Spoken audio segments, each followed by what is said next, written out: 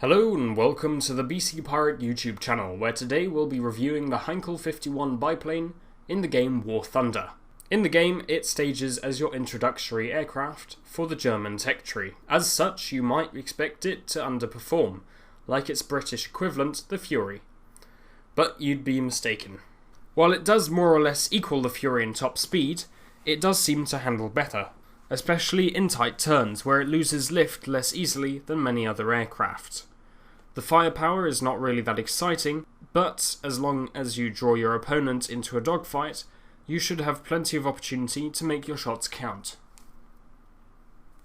The airframe is well built and can usually take a lot of hits, but again, like the Fury, it has no armouring for the pilot, so it's probably best to keep an eye on your 6 at all times.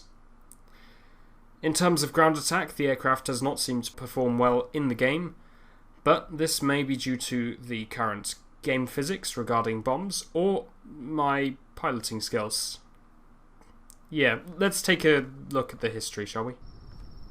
The Heinkel 51 was designed by the brothers Walter and Siegfried Günther for the Heinkel Aircraft Company in 1931, and first flew as a prototype HE-49A modification in November 1932.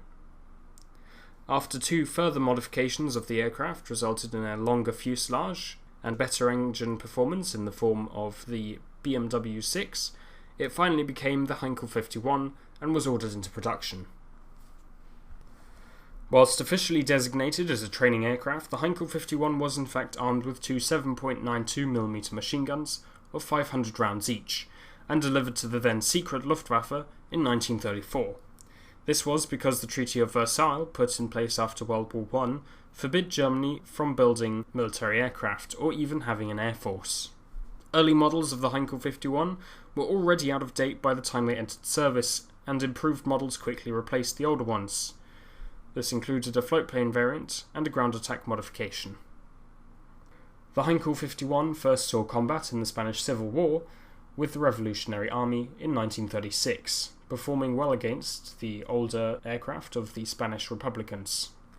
However, success was short-lived as the Republican side soon gained more advanced aircraft of Russian design.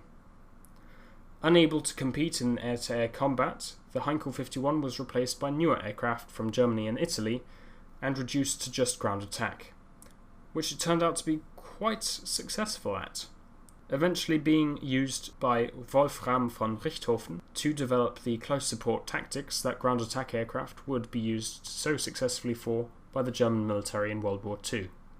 Eventually, the Heinkel 51 did see an end to its career as a combat aircraft, being withdrawn from service on the front line by the Luftwaffe in 1938, although it continued to be used in its so-called official role as a training aircraft until well into World War II.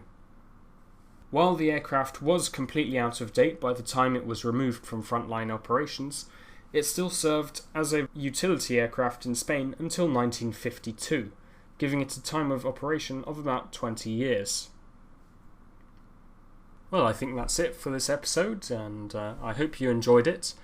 If you'd like to see my first episode in this series, please click on the link in the description below, and you'll find the video hopefully very interesting. It's about the Fury, which is a very similar aircraft to this one, however has a very different history. It was a British aircraft, in fact. So yeah, go on and head over to that video, and also for more videos, please subscribe, and if you liked this video, like it please. And yeah, well, we'll see you another time.